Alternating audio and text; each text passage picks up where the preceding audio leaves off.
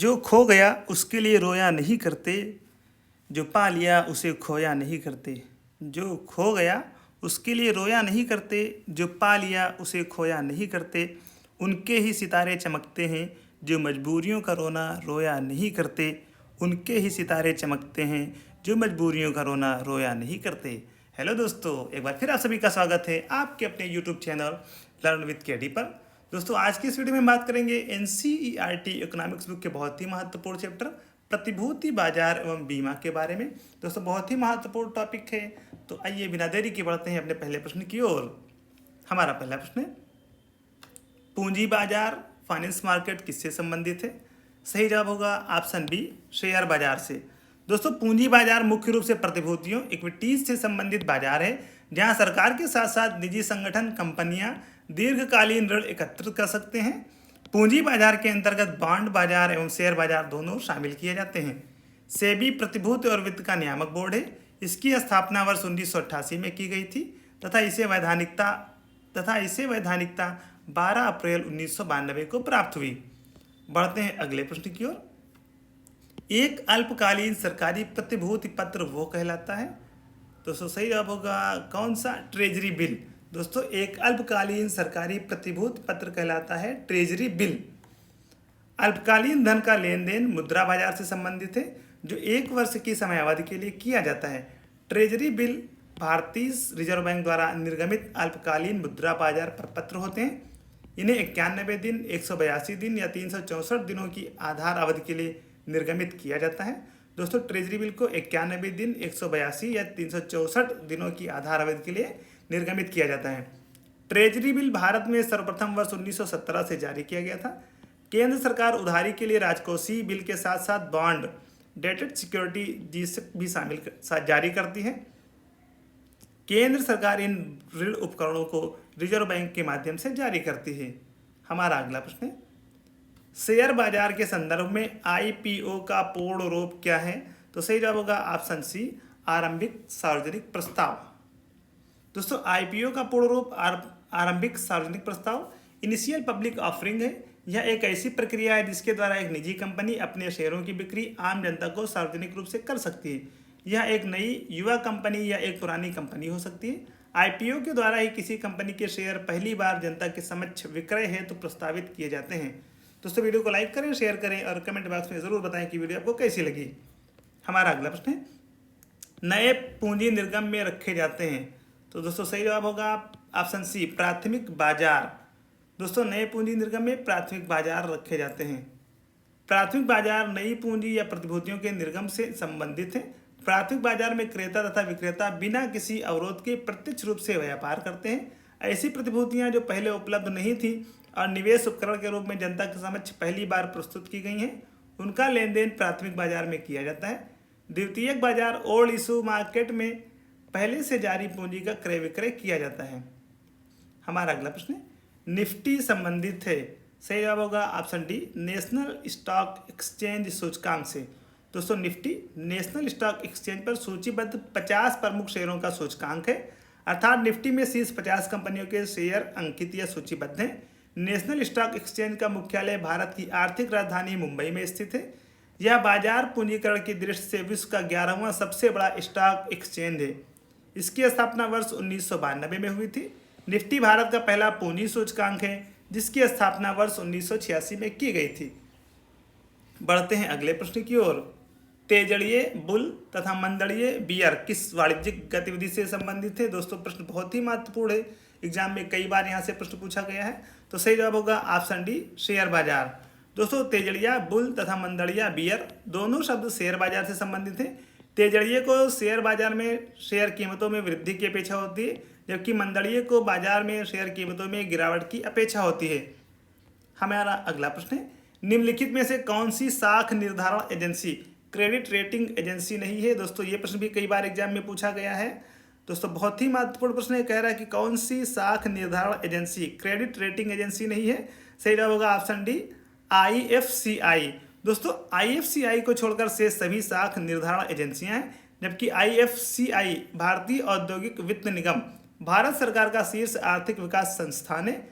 विश्व की 3 सबसे प्रमुख साख निर्धारण एजेंसी क्रेडिट रेटिंग एजेंसी निम्नलिखित हैं। दोस्तों पहले है मूडीज 2007 यूएसए में, दूसरी है standard and Poor's S&P 1860 USA, तीसरी है फिच 1914 यूएसए। ये तीनों संस्थाएं संयुक्त रूप से बिग थ्री के नाम से जानी जाती हैं। दोस्तों मूडीज, स्टैंडर्ड्स एंड पुअर और फिच। दोस्तों मूडीज, स्टैंडर्ड एंड पुअर्स और फिच ये तीनों बिग थ्री के नाम से जानी जाती हैं। हमारा अगला प्रश्न है, भारतीय ब्रांड इक्विटी फाउंडेशन IBEF का क्या उद्देश्य है? सही जवाब होगा option B, made in India को बढ़ावा देना। दोस्तों भारतीय ब्रांड इक्विटी फाउंडेशन IBEF की स्थापना भारत सरकार द्वारा अंतर्राष्ट्रीय बाजार में मेड इन इंडिया को बढ़ावा देने के लिए की गई है। इसकी स्थापना उद्योग एवं वाणिज्य मंत्रालय के द्वारा की गई है। यह संस्था राष्ट्रीय एवं अंतर्राष्ट्रीय स्तर पर अनेक हितधारकों के साथ मिलकर ब्रांड इंडिया का प्रचार प्रसार करती है। बढ़ते हैं अगले प्रश्न की ओर। भारत में बीमा क्षेत्र किसके द्वारा नियमित किया जाता है? सही जवाब होगा ऑप्शन सी, IRDA द्वारा। दोस्तों भारतीय बीमा नियामक और विकास प्राधिकरण, insurance regulatory and development authority of India, IRDA Bharat में बीमा क्षेत्र की सर्वोच्च नियामक संस्था है। इसकी स्थापना वर्ष 1999 में संसद द्वारा पारित एक अधिनियम के माध्यम से की गई थी। तो वीडियो को लाइक करें, शेयर करें और चैनल को सब्सक्राइब करना बिल्कुल भी ना भूलें। न्यूयॉर्क स्टॉक एक्सचेंज में सूचीबद्ध होने वाली भारत की पहली सरकारी कंपनी है। सही जवाब होगा ऑप्शन ए, विदेश संचार निगम लिमिटेड। दोस्तों विदेश संचार निगम लिमिटेड न्यूयॉर्क स्टॉक एक्सचेंज में सूचीबद्ध होने वाली भारत की पहली सरकारी कंपनी है। बाजार पूंजीकरण की दृष्टि से यह विश्व का सबसे बड़ा स्टॉक एक्सचेंज है। नैस्डैक में सूचीबद्ध होने वाली पहली भारतीय कंपनी है। सही जवाब होगा ऑप्शन डी। दोस्तों सही जवाब है ऑप्शन डी, इन्फोसिस। वर्ष 1999 में इन्फोसिस नैस्डैक में सूचीबद्ध होने वाली पहली भारतीय कंपनी बनी। नैस्डैक एक अमेरिकी स्टॉक एक्सचेंज है। हमारा अगला प्रश्न है, तरलता अधिमान लिक्विडिटी प्रेफरेंस का अर्थ है? सही जवाब होगा ऑप्शन बी, नकदी के रूप में परिसंपत्ति धारण करना। दोस्तों तरलता अधिमान का अर्थ है दीर्घकाल तक कम तरल परिसंपत्ति तथा निवेश के बदले अधिक तरल परिसंपत्ति को धारण करने की निवेशकों की वरीयता के कारण उत्पन्न मुद्रा की मांग में वृद्धि। भारत में आर्थिक उदारीकरण, इकोनॉमिक लिबरलाइजेशन प्रारंभ हुआ। सही जवाब होगा ऑप्शन ए, औद्योगिक लाइसेंस नीति में वास्तविक बदलाव के साथ। दोस्तों नई आर्थिक नीति के अंतर्गत उदारीकरण का प्रारंभ 24 जुलाई 1991 को हुआ। 24 जुलाई 1991 को नई औद्योगिक नीति घोषित हुई। इस नीति में 18 प्रमुख उद्योगों को छोड़कर अन्य सभी उद्योगों को लाइसेंस से मुक्त कर दिया गया। नई आर्थिक नीति, औद्योगिक नीति तत्कालिक प्रधानमंत्री PV नरसिम्हा राव की सरकार द्वारा लाई गई थी। हमारा अगला प्रश्न है, भारतीय अर्थव्यवस्था के उदारीकरण का अग्रदूत किसको माना जाता है? सही जवाब होगा option A, doctor Manmohan Singh. दोस्तों भारतीय अर्थव्यवस्था में उदारीकरण वर्ष 1991 में प्रारंभ हुआ। उस समय डॉक्टर मनमोहन सिंह भारत के वित्त मंत्री थे। परिणामतः उन्हें भारतीय अर्थव्यवस्था के उदारीकरण का अग्रदूत कहा जाता है। इस नीति के अंतर्गत 18 प्रमुख उद्योगों को लाइसेंस से मुक्त कर दिया गया। हमारा अगला प्रश्न है, पूंजी बाजार से आशय है? सही जवाब होगा ऑप्शन ए, शेयर बाजार से। दोस्तों पूंजी बाजार कैपिटल मार्केट वित्तीय प्रणाली का एक महत्वपूर्ण अंग है। यह दीर्घकालीन वित्तीय बाजार है जिसमें इक्विटी या अंशपत्रों तथा ऋण के माध्यम से दीर्घकालिक पूंजी अर्जित की जाती है। हमारा अगला प्रश्न है, संवेदी सूचकांक में वृद्धि का तात्पर्य है? सही जवाब होगा ऑप्शन सी, बंबई शेयर बाजार के साथ पंजीकृत एक कंपनी समूह के शेयरों के समग्र मूल्य में वृद्धि से। दोस्तों संवेदी सूचकांक सेंसेक्स में वृद्धि का अर्थ है बंबई स्टॉक एक्सचेंज में सूचीबद्ध 30 कंपनियों के शेयर के मूल्य में समग्र वृद्धि से, जो यह व्यक्त करता है कि सूचीबद्ध कंपनियों की समग्र कारोबारी स्थिति कैसी है। BSE सूचकांक का आधार वर्ष 1978-79 को माना गया है। हमारा अगला प्रश्न है, भारत में निम्नलिखित में से कौन सा सबसे बड़ा म्यूचुअल फंड संगठन है? तो दोस्तों इसका सही जवाब होगा option D, unit trust of India का म्यूचुअल फंड। दोस्तों 1 फरवरी 1964 को स्थापित unit trust of India UTI Bharat का सबसे बड़ा म्यूचुअल फंड संगठन है। UTI भारतीय शेयर बाजारों में सबसे बड़ा निवेशकर्ता भी है। UTI 4 बड़े सार्वजनिक क्षेत्र के वित्तीय संस्थानों SBI, LIC, BOB तथा PNB का उपक्रम है। हमारा अगला प्रश्न है, विश्वसनीय प्रतिभूतियों से तात्पर्य है? सही जवाब होगा ऑप्शन सी, ऐसे शेयर जिन पर लगातार ऊंची दर का लाभ हो। दोस्तों विश्वसनीय प्रतिभूतियों से तात्पर्य ऐसी कंपनियों के शेयर से है जिनकी विस्तृत उत्पाद श्रृंखला हो, जिनका उच्च दक्षता प्रबंधन हो तथा जिनसे सदैव ऊंची आय और लाभांश प्राप्त होता रहे। हमारा अगला प्रश्न है, वित्तीय समावेशन फाइनेंशियल इंक्लूजन को प्रोत्साहित किया जाता है? सही जवाब होगा ऑप्शन डी, उपर्युक्त सभी के द्वारा। दोस्तों, वित्तीय समावेशन एक ऐसा मार्ग है जिससे सरकारें आम आदमी, समाज के पिछड़े एवं कम आय वर्ग के लोगों को अर्थव्यवस्था के औपचारिक माध्यम में शामिल करने का प्रयास करती हैं, ताकि यह सुनिश्चित किया जा सके कि अंतिम छोर पर खड़ा व्यक्ति भी आर्थिक विकास के लाभों से वंचित न रहे। इस हेतु सरकार ने जनधन योजना, अटल पेंशन, मुद्रा, स्टैंड अप इंडिया जैसी योजनाएं प्रारंभ की हैं।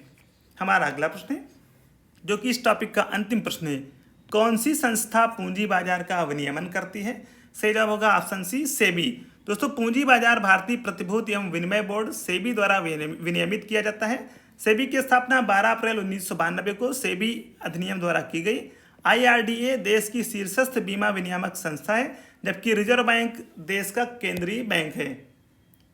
तो दोस्तों, ये थे हमारे NCERT इकोनॉमिक्स बुक के बहुत ही महत्वपूर्ण चैप्टर प्रतिभूति बाजार एवं बीमा से संबंधित कुछ बहुत ही महत्वपूर्ण प्रश्न। दोस्तों, वीडियो को लाइक करें, शेयर करें और कमेंट बॉक्स में जरूर बताएं कि वीडियो आपको कैसी लगी।